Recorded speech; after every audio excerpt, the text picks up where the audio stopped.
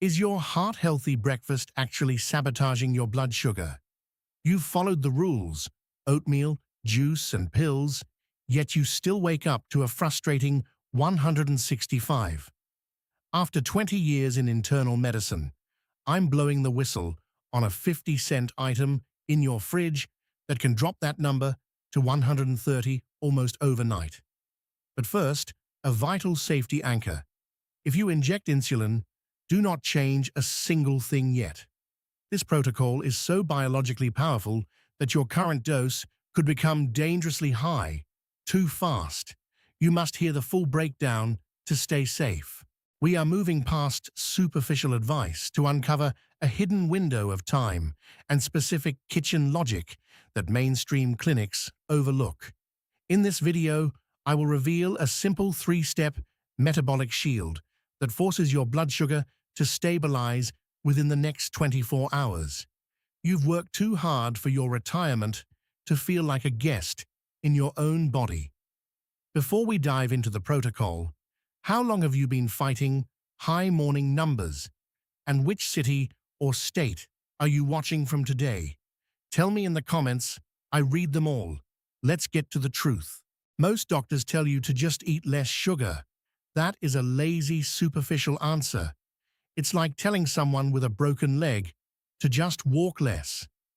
It's technically true, but it does absolutely nothing to fix the structural damage underneath. To understand why your morning numbers are stubbornly high, we have to look at what I call the rusty lock.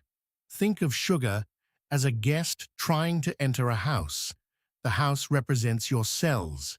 Insulin is the key that unlocks the door. In type 2 diabetes, the lock on the door has become rusty and jammed. The guest stays outside on the porch, wandering the streets. That is exactly what high blood sugar looks like in your laboratory results. The more sugar that stays in the street, your blood, the more it damages your arteries, your eyes, and your kidneys.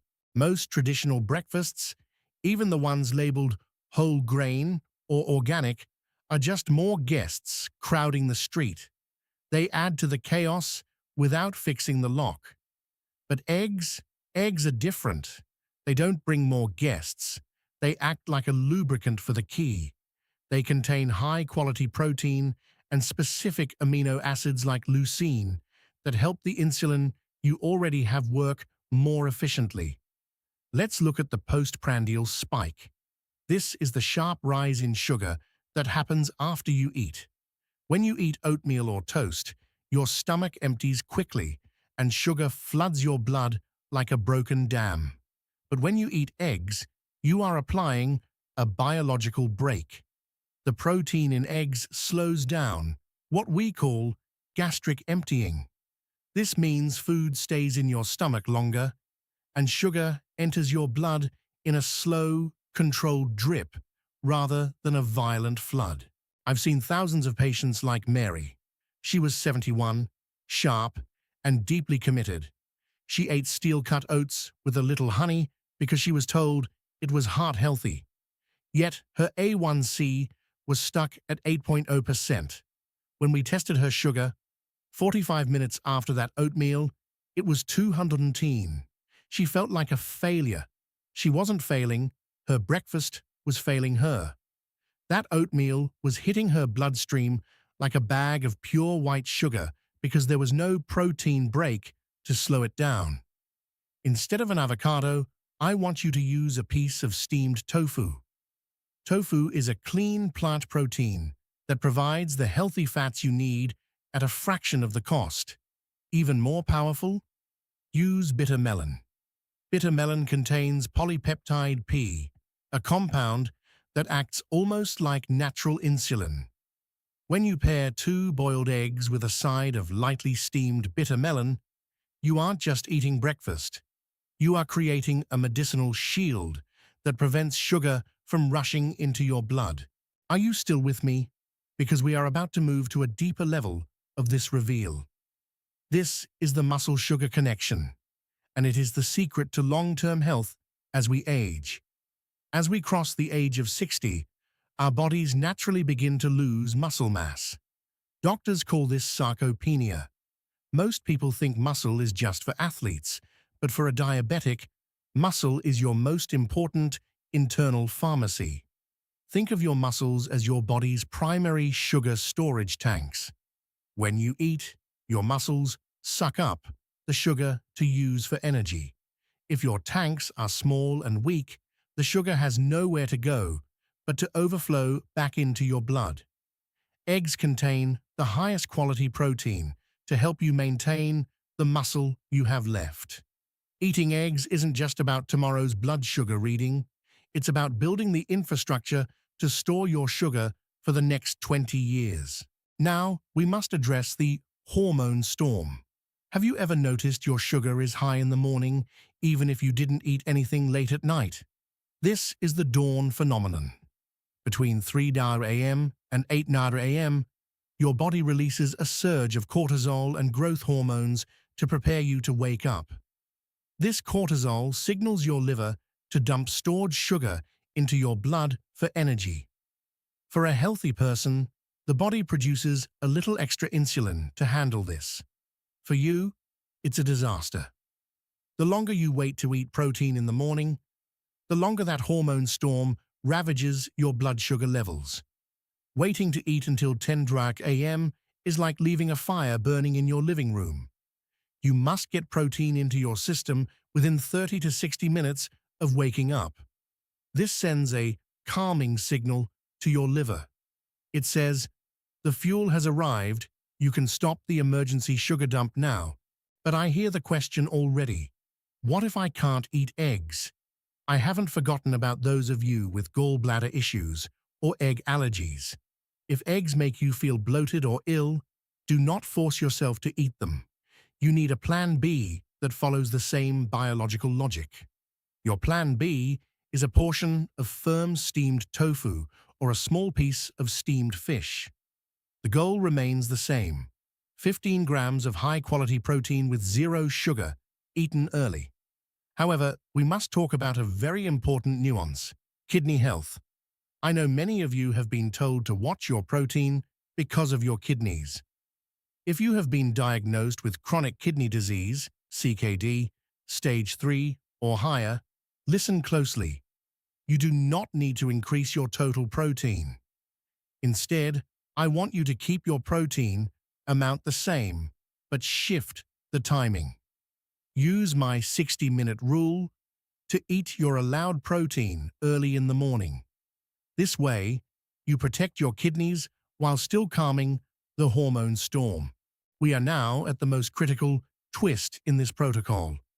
I want to talk about Robert, a 66-year-old retired teacher. Robert ate eggs for breakfast every day, but his numbers were still 155 every morning. We discovered his mistake wasn't breakfast, it was his 9 p.m. snack of rice or crackers. I introduced him to the evening egg strategy. Eggs are not just for the morning. 3 nights a week, I had Robert replace his rice-heavy dinner with a 2-egg omelette filled with mushrooms, ginger, and green onions. By removing the refined carbohydrates at night, we took away the raw material the liver uses to spike your sugar during the dawn phenomenon. His liver simply didn't have enough stored glucose to cause a massive spike. Within 3 weeks, his morning fasting number dropped from 158 to 137. He didn't need a new medication. He just needed to change his evening signal. Let's talk about kitchen physics. How you cook the egg matters as much as the egg itself. If you fry your eggs at high heat in cheap vegetable oil or butter, you create something called advanced glycation end products, AGEs. These compounds increase inflammation in your body. When your body is inflamed, your rusty lock becomes even harder to turn. The gold standard for blood sugar is a simple boiled egg or a dry scramble in a non-stick pan. If you need flavor, use fresh ginger and a tiny drop of high-quality fish sauce. Ginger is a natural insulin sensitizer. It actually helps your cells listen to the insulin signal. This is a simple, traditional trick that works better than any chemical-flavored coffee creamer ever could. I know some of you are still sitting there thinking, but Dr. Elena, what about my cholesterol? Let's address the elephant in the room. The cholesterol scare of the 1980s and 90s was based on incomplete science that the industry used to sell us low-fat, high-sugar boxed cereals. For the vast majority of people, dietary cholesterol in eggs does not significantly raise blood cholesterol. In fact, a 2025 randomized controlled trial showed that whole egg consumption actually improved cholesterol efflux, the body's ability to pull bad cholesterol out of your arteries. The egg yolk is not your enemy. It contains vitamin D, which is essential for insulin sensitivity, and lutein, which protects your eyes from diabetic retinopathy. When you throw away the yolk, you are throwing away the most medicinal part of the food. You have been told to fear the wrong things. You were told to fear the egg, but not the healthy juice. You were told to fear the natural fat, but not the processed honey. I am here to tell you that the system often profits from your confusion and your continued reliance on increasing doses of medication. But you are smarter than that. You've spent decades taking care of your children and your community. It is time you use this whistleblower knowledge to take care of your own biology. Think about the sunk cost of your health. You have already invested 20 minutes today to learn this. You have learned about the rusty lock, the hormone storm, and why your liver acts the way it does at night. Do not let this knowledge go to waste. You are not old and failing. Your body is a highly sophisticated machine that has simply been given the wrong fuel and the wrong timing. Imagine waking up 14 days from now. You prick your finger, you look at the screen, and for the first time in a decade, the number starts with a 12 or a 13 instead of a 16. Imagine the peace of mind that comes from knowing you finally have a strategy that is rooted in chemistry, not just willpower. This is the power of the right information at the right time. We have dismantled the myths together. I've shown you why your standard heart-healthy breakfast is often a metabolic trap. I've explained why your liver dumps sugar in the morning and how a simple 50-cent egg or a piece of tofu can act as a shield against that surge. We've even solved the medication conflict for those of you taking thyroid or gastric pills. But I don't want you to just watch this. I want you to own this. We are moving away from theory and into your field manual for the next 24 hours. This is your immediate action plan. Step 1. The evening signal. Tonight, try the evening egg strategy. Replace your bowl of rice or noodles with a 2-egg vegetable omelette or a serving of steamed tofu. No bread, no rice, just for tonight. See what your body does with that low glucose signal while you sleep. Step 2. The 60-minute rule. Tomorrow morning, take your medications the moment you wake up. Spend 30 minutes moving, stretch, walk in the garden, or do some light chores. Then, within 60 minutes of waking, eat 2 eggs and a green vegetable like bitter melon or spinach. If you must have a carbohydrate, eat it last, after the protein is already in your stomach. This ensures the brake is applied to your digestion. Step 3. The Plan B option. If you can't eat eggs, or if you have CKD stage 3 or higher, don't use that as an excuse to go back to oatmeal. Use your doctor-approved portion of tofu or steamed fish, but keep the timing the same. The biology of the protein break still applies.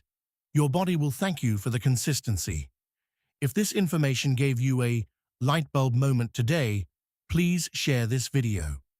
There is a senior out there right now, perhaps your friend, your spouse, or your neighbor, who is feeling defeated by their own body. Give them the whistleblower truth that their busy doctor didn't have time to explain. And make sure to subscribe.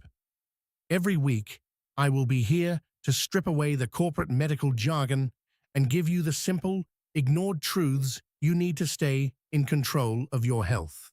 This content is for educational and informational purposes only and does not constitute professional medical advice, diagnosis, or treatment. Always consult your physician before making dietary changes, especially if you are on insulin or have kidney disease. Never disregard professional medical guidance based on this information.